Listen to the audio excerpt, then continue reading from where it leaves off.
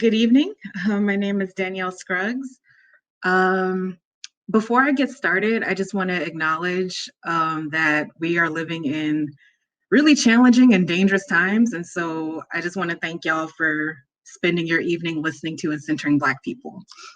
So, why did I create a digital library that highlights the work of Black women and non binary filmmakers and keep it going for 5 years and counting? I'm not a filmmaker, but as a Black woman visual storyteller, I understand the importance of amplifying the voices of Black women and non binary people who are often ignored and erased from various archives and canons. I told you my why, now let me tell you the how. Uh, Being laid off taught me that no career path is linear. That's what the squiggly lines were about.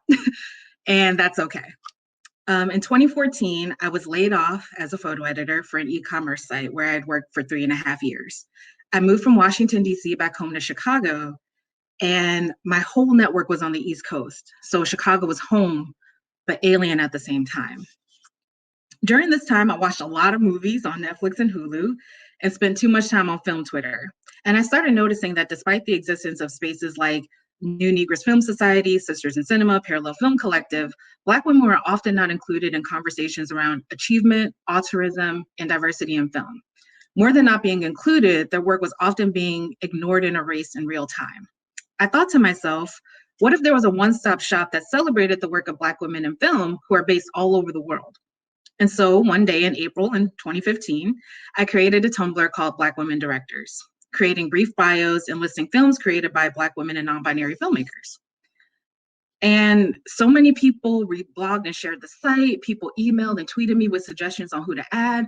The British Film Institute gave the site a shout out on Twitter, and Blavity and For Harriet wrote articles about it, which I'm still grateful for. During this time, I was still unemployed, still hustling my resume, still working odd jobs to make ends meet. But the difference now was I had a renewed sense of purpose. I had my why. 6 months later, I was eventually hired as the director of photography at a local newspaper in Chicago. I was the first Black woman and first Black editor overall to join the staff there, but that is a different Ignite talk for a different day. During this time, I switched Black women directors to its own standalone site, created a newsletter, and built up the social audience on both Instagram and Twitter. Production companies started reaching out for suggestions on who to hire for commercials and other film and TV projects. Film festival producers asked for advice on filmmakers to include in their lineups. And most importantly, Black women and non-binary filmmakers themselves were reaching out to me and telling me how much they appreciated the space I created. I also began writing about Black women and non-binary filmmakers after an editor at OK Player took notice of the work I was doing for Black women directors.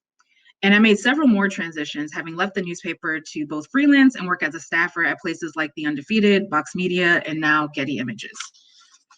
Editing the Black Women Directors site, while also working as a photo editor, photographer, and writer, informs and strengthens my work in these interdependent roles because I'm always reminded to ask myself these questions.